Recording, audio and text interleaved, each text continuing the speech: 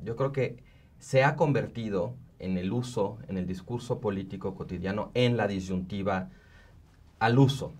Eh, Probablemente por razones obvias, porque el liberalismo y populismo en la conversación pública mexicana han venido a representar dos alternativas como perfectamente distinguibles, antagónicas.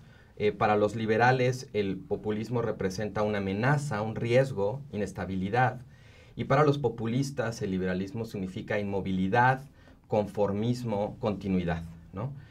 Creo que hay un uso ya muy naturalizado de esos dos términos. Ahora, eso como términos del discurso político. Como categorías analíticas, creo que son demasiado vagas o demasiado abstractas. Y considero que lo que hace falta es caracterizarlas, matizarlas, ponerles adjetivos. Cuando hablamos de liberalismo en México, ¿de qué tipo de liberalismo estamos hablando? Y cuando hablamos de populismo, lo mismo, porque hay muchos liberalismos muy distintos a lo largo de la historia y en distintos lugares, incluso en México. No es lo mismo el liberalismo de principios del siglo XIX que el liberalismo de la época porfiriana, que el liberalismo de Reyes Heroles o el neoliberalismo de la década de los 90. Entonces creo que en términos de categorías analíticas, más allá de su utilización como epítetos o como conceptos del discurso político, la disyuntiva es insuficiente. Y flaco favor nos hacemos en adoptar acríticamente términos del discurso político como categorías analíticas. La categoría del populismo es una categoría que nos sirve mucho para entender el momento. No creo que sea simplemente un insulto, creo que es una manera de entender la política y que describe con mucha claridad y con mucha elocuencia el proyecto político mayoritario, que representa con mucha claridad la manera en que se comprende la política, cómo se imagina la historia en el movimiento que encabeza Andrés Manuel López Obrador. Y decir, llamar populista a Andrés Manuel López Obrador, me parece que significa en primer lugar reconocer el filo de su cuestionamiento al régimen político actual. Describirlo como populista es identificar en dónde está la claridad de su denuncia. Porque el populista denuncia la captura de las instituciones que han de ser neutrales y denuncia que las instituciones son secuestradas por una minoría encubriéndose en el manto de una pretensión de neutralidad. El populista quita ese velo y dice, esto no es cierto, estas instituciones no son auténticamente nuestras, son de ellos en contra de nosotros. Me parece que igualmente el populista identifica esta contraposición entre el pueblo y las élites e identifica claramente que hay una dominación oligárquica en una sociedad como México. Cuando se describe a Andrés Manuel López Obrador, en primer lugar se describe la certeza de su denuncia. El otro punto es que se expresa, creo yo, la flaqueza de sus propuestas, el peligro inclusive de su medicina. En ese sentido, describir a Andrés Manuel López Obrador como un populista es entender el mérito que tiene para insertarse en esta coyuntura y también advertir los peligros de su visión política. Yo creo que en efecto uno puede utilizar la categoría populista en esos términos como una forma de análisis, de interpretación, este discurso, digamos, de antagonismo entre un pueblo bueno y unas élites malas o corrompidas.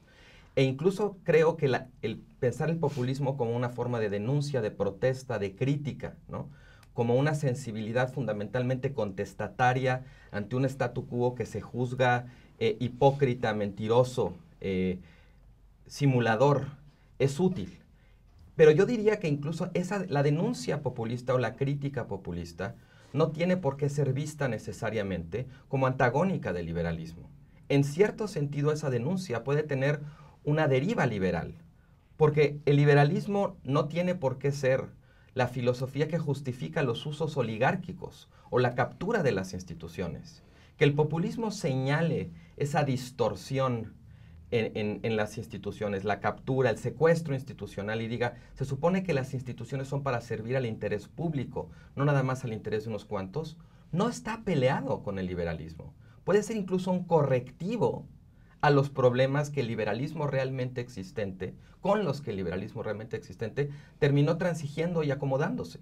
Ahora, en cuanto a su ejercicio de gobierno, pues sí, hay ciertas razones, cierta sensibilidad que podríamos pensar que va a ser un presidente populista. Pero yo tengo mis dudas de que en este momento podamos caracterizar al gobierno de López Obrador como un gobierno populista, porque como populista podemos catalogarlo en términos del tipo de oposición que ha representado, pero incluso en su experiencia como jefe de gobierno de la Ciudad de México, no creo que haya sido un populista radical, ¿no? Sí, invirtió en política social, tuvo una preocupación, digamos, por los más desprotegidos, pero en ningún sentido creo que haya sido radical, ni que haya puesto en entredicho la vigencia del marco institucional que existía incluso antes de que él llegara al gobierno. El populismo sí es un polo contrario al liberalismo en cualquiera de sus vertientes, no por su denuncia, sino por su oferta. La oferta del populismo no es terminar con esta estructura oligárquica que ha capturado las instituciones, sino construir un polo popular que es capaz de colocarse por encima de las instituciones. No es una denuncia simplemente de la falta de un Estado de Derecho que apuesta a la legalidad, a una reforma institucional para hacer realidad las promesas de ese proyecto liberal, sino que sueña con otra manera de resolver las diferencias sociales. En ese sentido, sí hay un polo contrario frente al liberalismo. Desde luego que no sabemos cómo será el gobierno de López Obrador, para empezar porque no ha tomado posesión. Y creo que en la complejidad del personaje no solamente es un populista, sino también es un político pragmático, es un político que tiene pulsiones muy conservadoras. ¿Qué será el gobierno de López Obrador? No lo sabemos, pero en su liderazgo hay esa tensión. Hay esa tensión entre la epopeya populista y el hombre práctico que quiere dar resultados y que tiene sí un sentido de realidad.